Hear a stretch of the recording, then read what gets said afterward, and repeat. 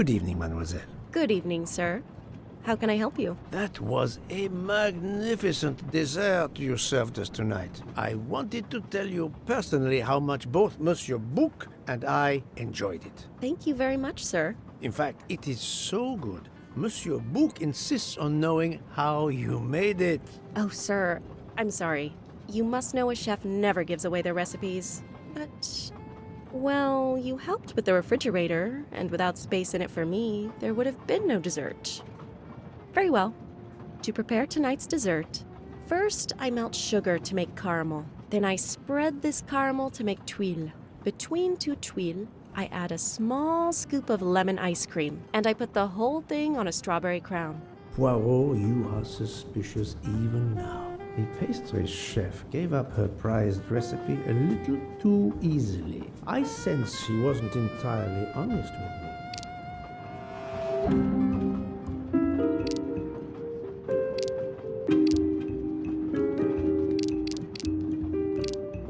Oh, the truth cannot hide from Poirot forever.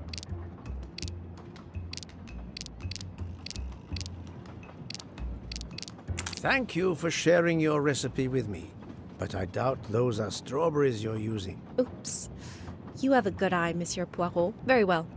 What fruit do you think I used? You used raspberries, not strawberries. I'm not fooled. You're right. Mr. Bouc, he couldn't tell the difference. Let's move on to the bottom part of the dessert. My favorite part of the dessert. First, I melted some butter. I crumbled pieces of chocolate into the butter. Then I placed the mix in a circular mold. Finally, I let the whole thing cool down to let it harden.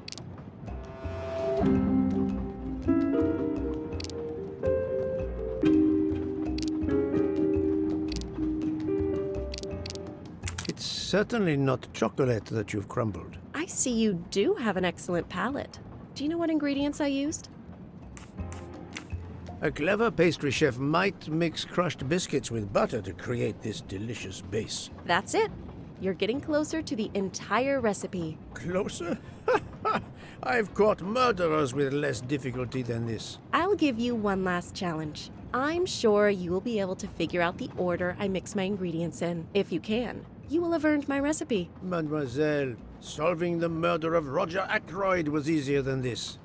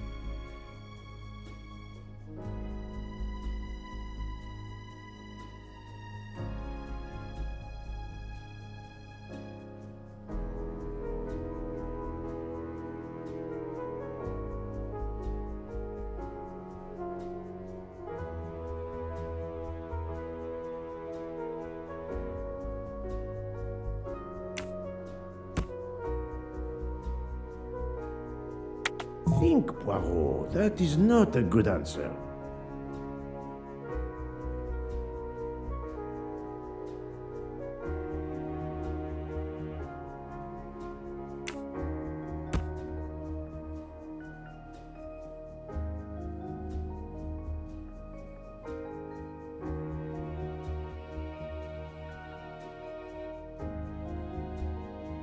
This is wrong, but I'm never far from the truth.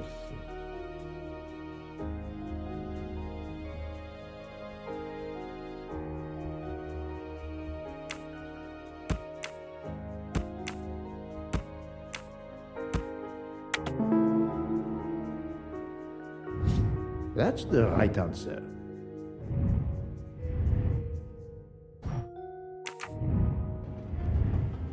As promised, my recipe is yours. Give me 5 minutes to write it down for you. Thank you. I am in your debt.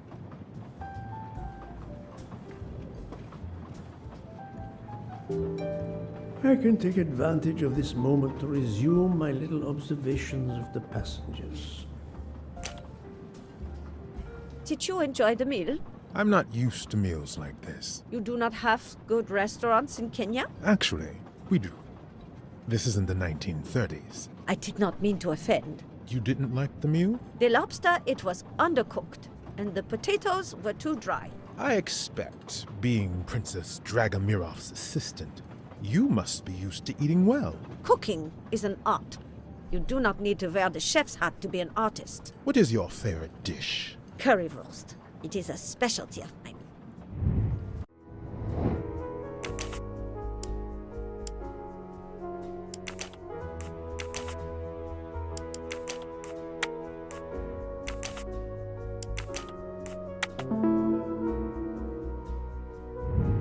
That was easy.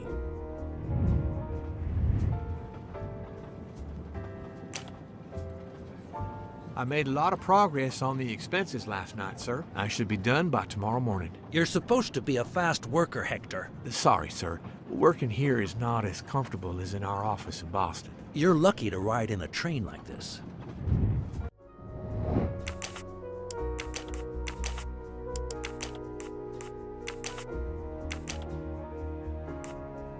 This is wrong.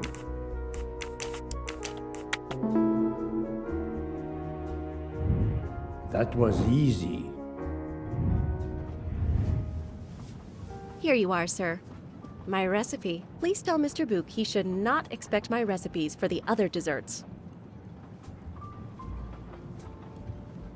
Thank you very much, mademoiselle. I know he will sincerely appreciate the gesture, and I will make certain he gets the message.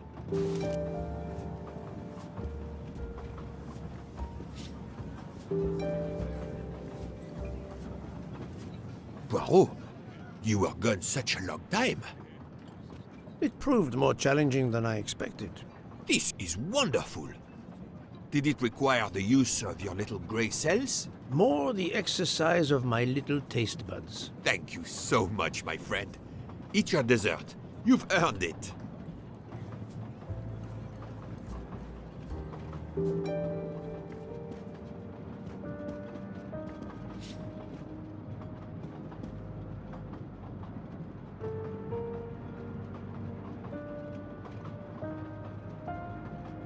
Good evening. My name is Ratchet. I think that I have the pleasure of speaking to Mr. Hercule Poirot, is that so? You have been correctly informed, monsieur. Your exploits are well known on my side of the Atlantic. In my country, we come to the point quickly. Mr. Poirot, I want you to take on a job for me. Are you interested in earning a lot of money? My clientele, monsieur, is limited nowadays. I undertake very few cases. Why, naturally. I understand that. But this, Mr. Poirot, means big money. Big money.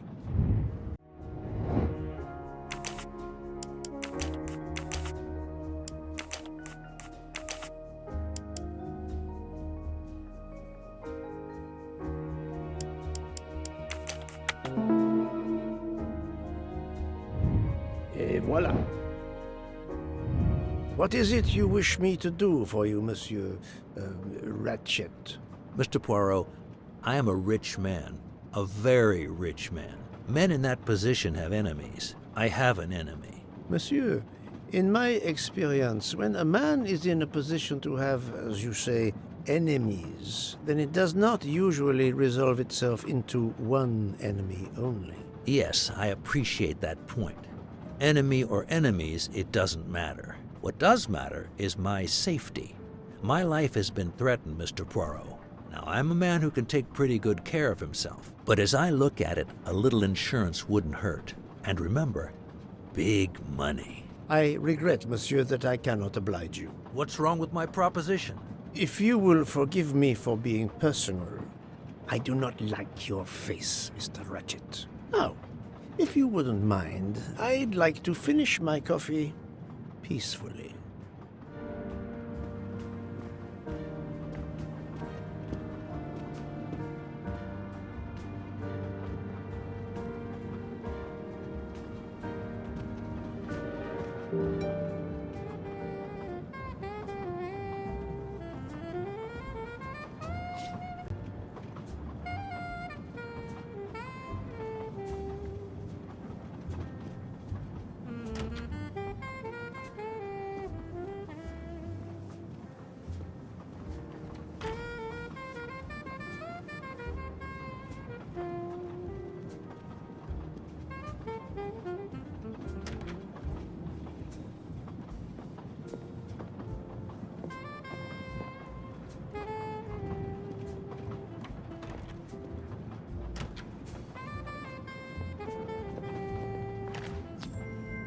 You can never have too many of these.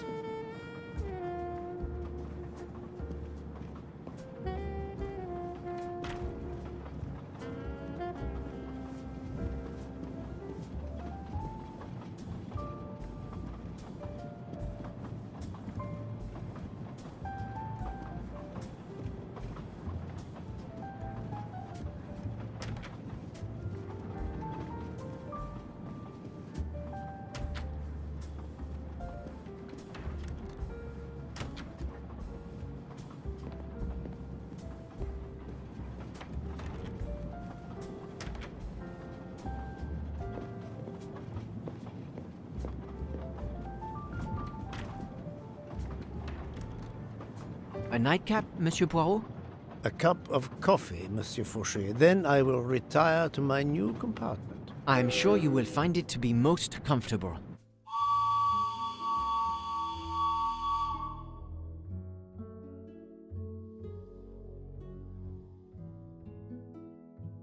We have stopped? Yes, sir. Belgrade Station. If you'd like to go out and get some fresh air, now is the time. The train leaves at 9:15. No, I see that it is snowing. I will not seek out the fresh air. Probably a wise decision.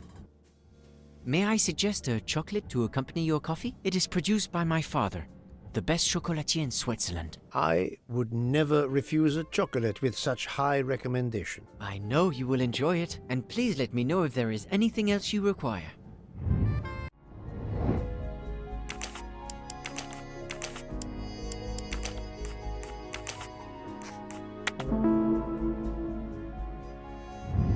My little gray cells did not let me down. Everything was perfect. Thank you very much. My pleasure. Is there anything you require, monsieur? No, merci.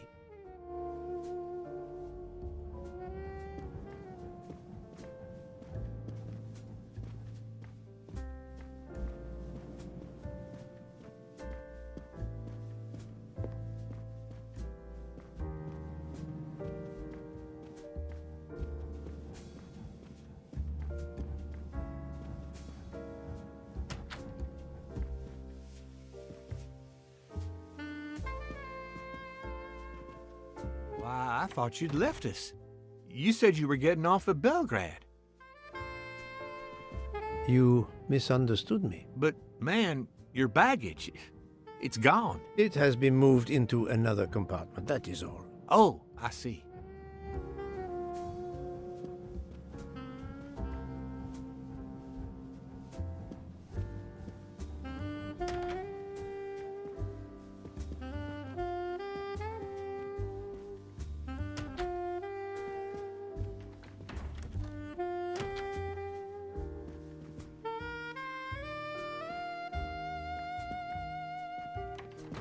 I wish you a good night, Monsieur Poirot.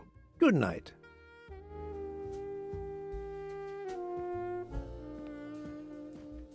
I hope you'll sleep well and that your head will be better in the morning. It is just the cold.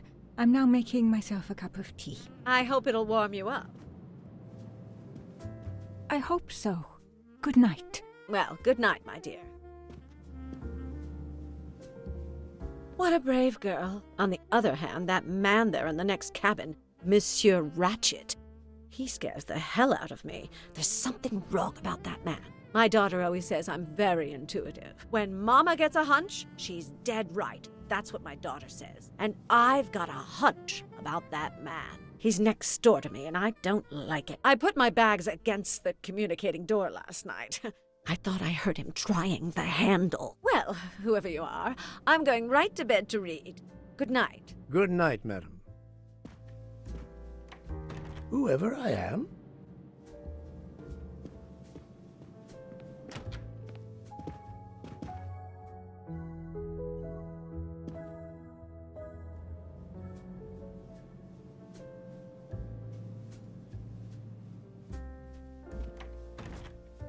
Monsieur Ratchet seems very upset.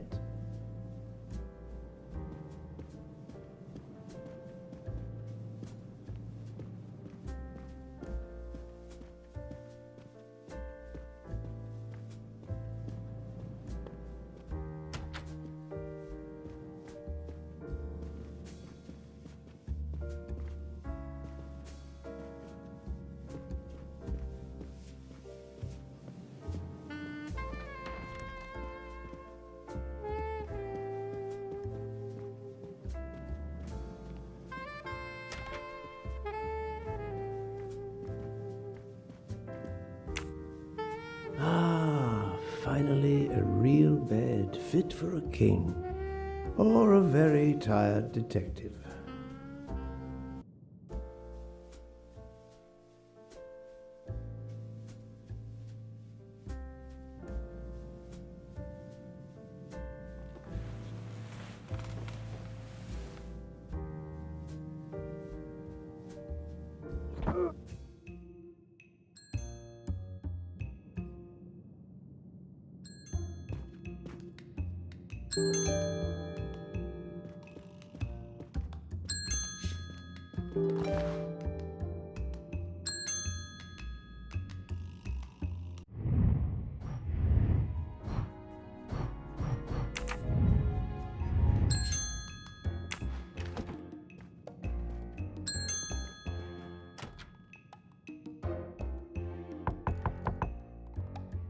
Monsieur Ratchet? Ce n'est rien, je me suis trompé.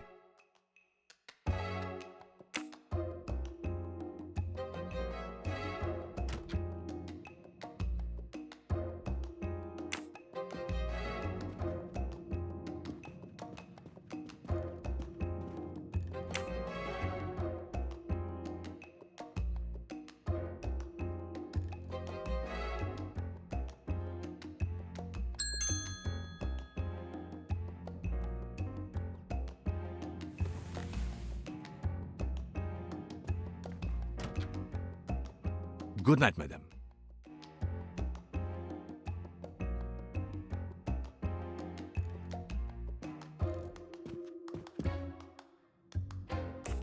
The American lady? Yes, don't worry. You'll know how Mrs. Hubbard is. Imagine to yourself the time I have had with her. She insists, but insists, that there is a man in her compartment. Just imagine it, monsieur.